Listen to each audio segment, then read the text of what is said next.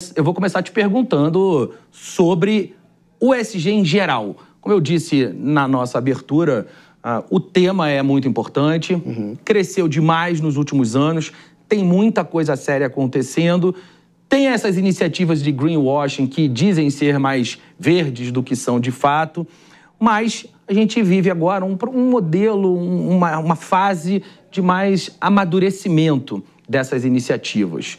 O que dá para esperar do contexto atual, em termos de benefícios gerados para a sociedade e o que a gente pode esperar no futuro próximo? Vamos começar do futuro próximo e depois a gente fala do futuro mais distante.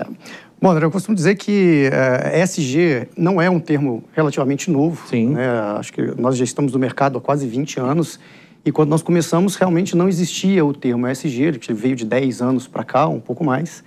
E isso começou a se tornar uma sopa de letrinhas, realmente, que você falou. As pessoas não entendiam ainda, a cultura do greenwashing ainda era muito reticente na sociedade como um todo. E eu acho que quando a gente olha para o futuro, principalmente quando a gente aplica os 3 pilares, né, social, governança e ambiental, as empresas estão se preparando cada vez mais para conseguir incubar novos projetos e novas formas de ver projetos ambientais, que há muito tempo atrás eram tratados de formas ainda arcaicas, podemos dizer dessa maneira. Então, quando se aplica o ESG nas culturas corporativas e pensando no futuro, eu acho que pelo mercado, quando a gente enxerga provisionamentos de recursos ou como as empresas lidam com isso, cada vez mais a gente entende que as corporações pretendem envolver o consumidor final, envolver a sociedade como um todo na pauta de ESG. Deixou muito de olhar para dentro de casa e está se olhando muito para o mercado. Então, quando a gente percebe grandes movimentos de grandes companhias, o que nós hoje temos de demanda de mercado é que cada vez mais elas precisam mostrar para o consumidor final o que elas fazem realmente aplicando o ESG. Então, essa é um pouco da visão de futuro que a gente entende do mercado. Quando a gente brinca que, brincadeiras à parte, né, mas a gente fala que as grandes companhias falam que plantam árvore na Amazônia, usam recursos hídricos renováveis e etc., mas ela não consegue demonstrar realmente para o seu consumidor final o que ela faz. Isso não é um valor tão perceptível para o consumidor final. E quando a gente olha para a questão do ESG a longo prazo, cada vez mais essas empresas estão querendo sim trazer o seu consumidor para ser protagonista desses projetos. Então, em visão de futuro, e isso eu falo aplicando em governança, aplicando no modelo socioambiental, cada vez mais as pessoas entendem que elas precisam estar envolvidas nesses projetos, elas precisam fazer parte do negócio. Entendeu? Agora, como a tecnologia entra nesse contexto? Me fala o que é uma empresa que presta serviços e constrói, entrega projetos socioambientais e me fala também sobre o papel da tecnologia nessa natureza de projeto. Analisa só, né? Quando a gente olha para... Eu falo muito a linha temporal de ESG porque é relativamente um tema novo para o Brasil. Por mais que há décadas as empresas trabalham projetos socioambientais e focadas muito em impactos, principalmente ambientais, quando a gente olha para o tempo de hoje, a gente entende que há uma necessidade de mudar a forma como o ESG é trabalhado. E principalmente quando a gente fala dos pilares ambientais. Então, de muito tempo para cá, e eu falo de décadas para trás, a gente tinha uma cultura muito forte de trabalhar o ESG daquele modelo tradicional que há décadas se empenha no Brasil por falta de incentivos fiscais, incentivos governamentais, etc. Quando a gente aplica a tecnologia em toda a camada de ESG, a gente percebe um valor na cadeia ambiental, social, até da própria governança aplicada às tecnologias, que cada vez mais a gente vê o envolvimento dos próprios CEOs, né, os CIOs, me desculpe, né, os diretores de tecnologia, se envolvendo mais em pautas de sustentabilidade, pautas governamentais e principalmente os impactos sociais que são causados pela aplicação da tecnologia. Agora, quando a gente olha o mercado de inteligência artificial, por exemplo, quando a gente olha o emprego de tecnologia para o agronegócio, a gente entende que o uso de drones captados com tecnologias de inteligência artificial, a gente tem ganhos de eficiência energéticas que, quando a gente vê o futuro já chegou, a gente consegue hoje mensurar a emissão de carbono aplicado a tecnologias de código-fonte. É uma coisa que não se falava no passado. Então, quando se emprega hoje uma melhoria num código-fonte ou um uso de recursos de servidores ou uma otimização em uso de drones em agronegócio, a gente consegue hoje mensurar, através de controles tecnológicos, o quanto o emprego da tecnologia é favorável para um ecossistema ambiental. Isso era uma coisa que a gente não se falava há 5 anos atrás. Claro. Né? Então, a gente percebe que, sim, cada vez mais a tecnologia ela anda junto com o braço de ESG, coisa que não se falava há pouco tempo. A gente viu a Microsoft comprando uma empresa de geração de energia nuclear há relativamente pouco tempo, justamente por causa da questão de inteligência artificial. Tem uma previsão de consumo de energia com o uso de inteligência artificial que é gigantesca.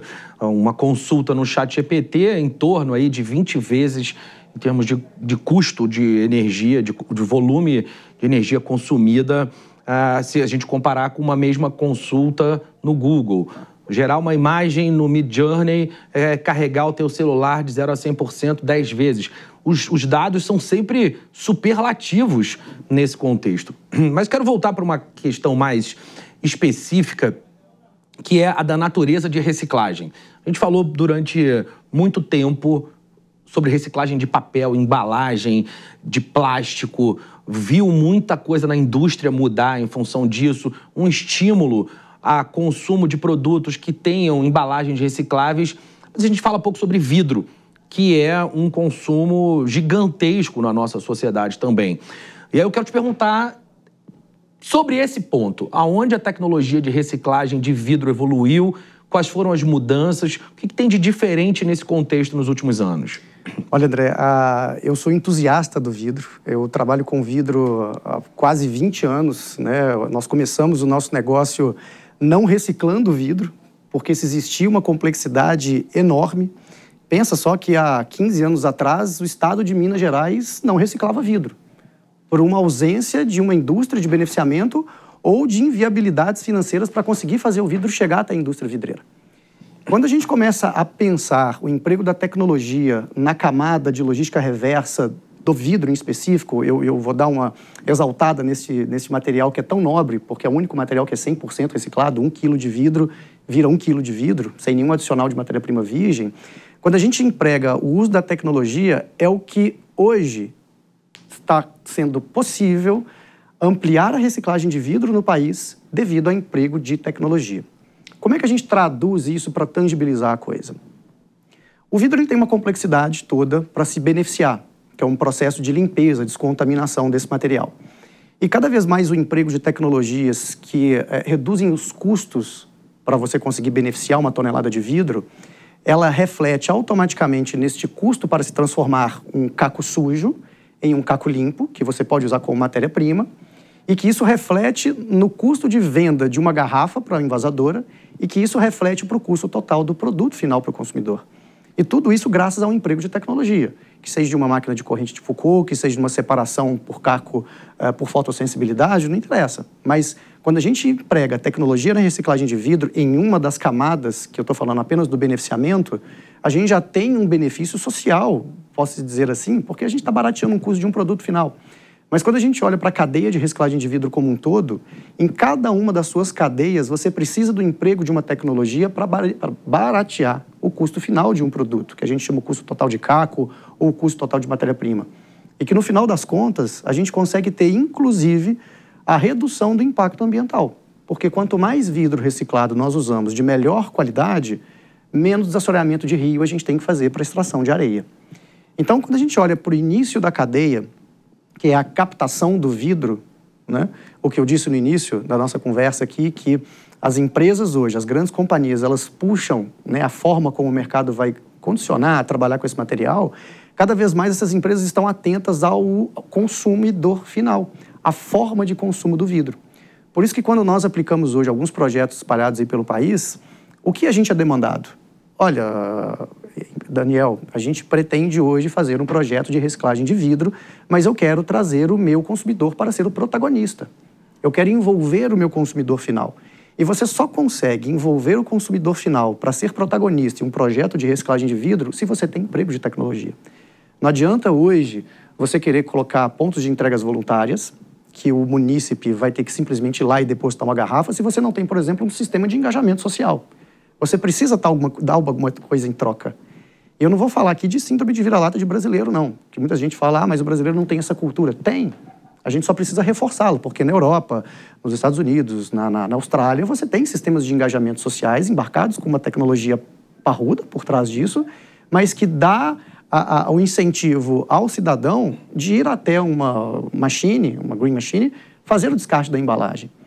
E isso é uma ponta da cadeia. Então, perceba que eu falei de 2 pontos, da indústria final, que é o final, e do início do recebimento da embalagem de vidro que vai ser descartada para sua reciclagem. Então, é fundamental tecnologia e sustentabilidade neste pilar andar junto.